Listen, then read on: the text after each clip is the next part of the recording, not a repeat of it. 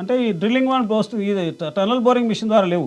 కాబట్టి రిమైనింగ్ వరకు ఇదంతా క్లియర్ అయిన తర్వాత ఇక్కడ ఉన్న వీళ్ళు చనిపోయిన వాళ్ళు డెడ్ బాడీస్ తీసిన తర్వాత ఇదంతా వాటి క్లియర్ అయిన తర్వాత అదే కాంట్రాక్టర్కు టనల్ బోరింగ్ మిషన్ బదులు ఇది ఎట్లా కంప్లీట్ పనిచేయదు కాబట్టి డ్రిల్లింగ్ అండ్ బ్లాస్టింగ్ ద్వారా ఒక 5-6 కిలోమీటర్లు ఈ మిషన్ మళ్ళీ స్టార్ట్ చేసి ఇదొక 4-5 కిలోమీటర్లు టోటల్ మిగిలిన 9 కిలోమీటర్లు కంప్లీట్ చేయాలి. చేస్తే ప్రాసెస్ స్టార్ట్ కానీ ఇంకా ఇంకా దాదాపు కంప్లీట్ చేయాలంటే ఒక 3 years పడుతుంది. ఇంకా ఓకే ఎంత కంప్లీట్ చేసినా 2.5-3 years ఖచ్చితంగా. టీపీఎం మిషన్ అనేది కాదు అక్కడ ఉండదు, లోపలికి వెళ్ళిపో అంటే దీన్ని ఇక్కడ నుంచి రూట్ చేంజ్ అది ఇప్పుడు ఇక్కడ లోపల పొందబెట్టే వాళ్ళు ఖరాబ్ అయిపోయింది. ఇక దాన్ని ఏం చేయలేము. ఇది ఒకటి మాత్రం పొందబెట్టేస్తారు. ఒక్క టీపీఎం మిషన్ ని మళ్ళీ తీసుకురావాలంటే ఎంత అంటే టైం వేస్ట్.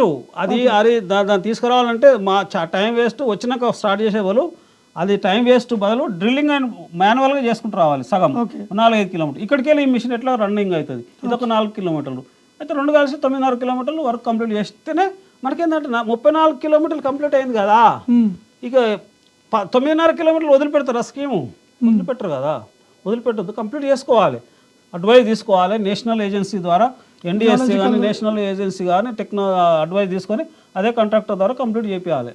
చేస్తేనే మనకి ఈ స్కీము మనకు ఎస్ఎల్బిసికి ఈ టనల్ కోసం ఎస్ఎల్బిసి టనల్ కోసం ఎన్ని సంస్థలు పనిచేస్తున్నాయి. ఇప్పుడు ఉన్న మొత్తం నేషనల్ సంస్థలు అన్నీ ఇప్పుడు అది సింగరేణి సంస్థ పనిచేస్తుంది, ఎన్డీఆర్ఎఫ్ పనిచేస్తుంది, స్టేట్ పనిచేస్తుంది, తక్కువ హైడ్రా వాళ్ళు పనిచేస్తారు, తర్వాత కోల్ మైనర్స్ వాళ్ళు పనిచేస్తారు, మిలిటరీ వాళ్ళు అనేక పనిచేసి ఈ శవాల అచ్చుకి తీసుకురావాలనే రిగరస్గా పనిచేస్తారు. వీళ్ళ పనిని మనం శంకించవలసిన పని లేదు.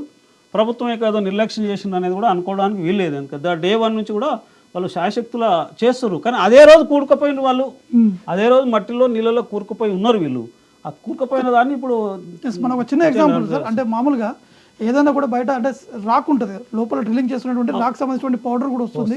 ఆ పౌడర్తో వాటర్ అక్కడ ఉన్నటువంటి నీళ్ళు కావచ్చు, దాంతోపాటు మట్టి కావచ్చు, ఈ 3 మిక్స్ అయితే ఈజీగా సిమెంట్ కూడా తయారది కూడా అదే. అక్కడ ఉన్నటువంటి ఇది తొలుచుకుంటూ పోతున్నప్పుడు మీరు చెప్పినట్టు తొలుచుకుంటూ పోతుంటుంది మిషన్. గంటకు 2 meters కొలుచుకుంటూ పోతున్నారు రవరు తొలుచుకుంటూ పోతున్నట్టు మీరు అన్నప్పుడు ఆ రాక్ ఇదంతా వస్తుంది. వచ్చి ఏంటంటే దీన్ని కన్వేయర్ బెల్ట్ కిందకి పంపుతారు. కన్వేయర్ బెల్ట్ ఉంటుంది, ఎట్లయితే తవ్వుకుంటూ వస్తుందో రాకు దాని యొక్క వాటర్ కూలింగ్ ఉంటుంది, కూలింగ్ వేసుకుంటూ పోతారు మీరు అన్నట్టు అట్లా పోతుంది. అది కన్వేయర్ బెల్ట్ ద్వారా మలిపి బయటకు పంపిస్తారు సిస్టమ్. తర్వాత ఇది ఆక్సిజన్ పైప్ కూడా ఉంటుంది. ఇక్కడ ఆక్సిజన్ పైపు ఈ కన్వేయర్ బెల్ట్ తవ్వుకుంటూ పోతుంది. ఎట్లా తవ్వుతారో అట్లా తవ్విన మాక్ అంటారు దాన్ని డెబ్రిస్ బయటకు పంపుతారు. అది సిస్టమ్ నడిచినప్పుడు అట్లా.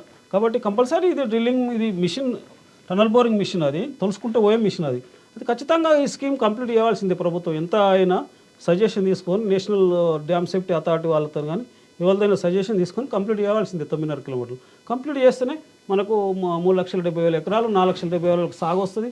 ఇది ఈ స్కీము కృష్ణా జలాల వాడకంలో తెలంగాణ 30 టీఎంసీలు 35 టీఎంసీల సామర్థ్యంలో తోడవుతుంది. నీటి సామర్థ్యం వినియోగంలో తోడవుతుంది. లేకుంటే ఇక్కడనే ఉన్నాం. ఇప్పుడు తెలంగాణ తెచ్చిన తర్వాత కూడా, తెలంగాణ వచ్చిన 10 ఏళ్ళ తర్వాత కూడా ఈ వినియోగ సామర్థ్యం పెంచుకోలేదు. మనం పెంచుకోలేదంటే కేసీఆర్ దక్షిణ కృష్ణా జలాల మీద ఉన్న ప్రాజెక్టులు కంప్లీట్ చేయలేదు.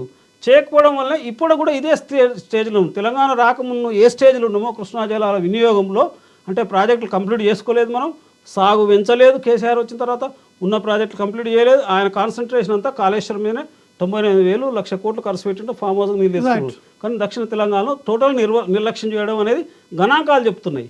ఎందుకంటే వినియోగ సామర్థ్యం పెంచలే. ఆయన వచ్చిన తర్వాత 400 టీఎంసీలు మనం పెంచిండు, 100 టీఎంసీల ప్రాజెక్టులు కంప్లీట్ చేసిండు కేసీఆర్.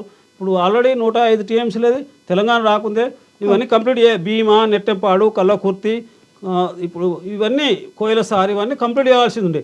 పూర్తి సామర్థ్యం వినియోగిస్తలేము అదనపు జలాలు. తర్వాత పాలమూరు రంగారెడ్డి కంప్లీట్ చేయాలి, డిండి కంప్లీట్ చేయాలి, పోలవరం కథలు మూల స్టార్ట్ అయ్యి ఇవన్నీ కంప్లీట్ చేసినట్టుంటే ఆన్గోయింగ్ ప్రాజెక్టులు కంప్లీట్ చేసినట్టే 225 టీఎంసీల ప్రాజెక్టు కంప్లీట్ చేసినట్టుంటే ఈ 300లకు తోడు 225 టీఎంసీలు అంటే 525 టీఎంసీలు మనం వాడుకునే దశలో ఉన్నామో అనుకుంటాము.